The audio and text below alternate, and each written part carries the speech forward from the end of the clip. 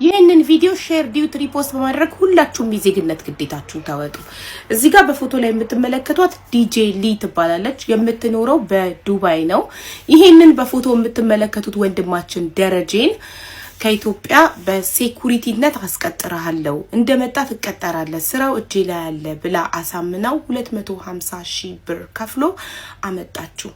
ካመጣችሁ በኋላም ስራውንም አላስገባችሁም፣ አየር ላይ ጣለችሁ።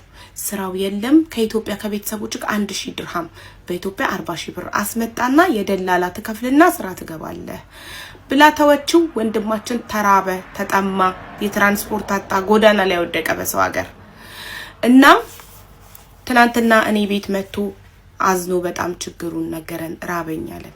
ኢማጂን በሰው ሀገር ምግብ ራሱ መስጊድ ተሰልፎ ነበር ምግብ ሲበላ የነበረው። እሱንም ረመዳን ስለሆነ ረመዳን ባይሆን መስጊድ ውስጥ ምግብ አይሰጥም።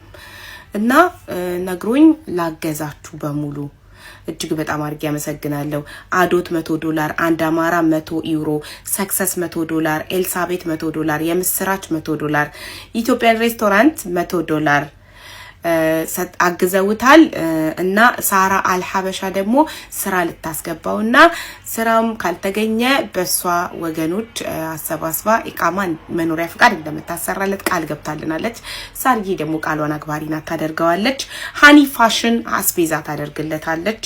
መሲ ብሪጅስቶን ልብሶች ገዛዝቼ በድራይቨር ወስድለታለሁ ብላለች። ወስዳዋለችም እሷ ጋር ዛሬ ፎቶ ልካልኛለች ዋትስአፕ ላይ። ኤምኬ ደግሞ ቤት አፈላልግለታለሁ ብሏል። እጅግ በጣም አድርጌ ያመሰግናለሁ ውዶቼ። ሁላችሁንም ተባረኩ። ወንድማችን አይዞክ፣ ስራም ይገኝልሃል፣ እንባክ ይታበሳል። እናንተም ህገ ወጥ ደላሎች ብሩን ብቻ እያያችሁ ዝም ብላችሁ እያመጣችሁ ወገናችሁን በሰው ሀገር ሜዳ ላይ እምትበትኑ ስንት ሰው እያበደ ነው። ስንት ሰው ተመልከቱ እስኪ። አረ ይብቃችሁ ፕሊዝ። እኛም አንድ ላይ ተባብረን ህገ ወጥ ደላሎችን እንከላከል እባካችሁ። ቴንክ ዩ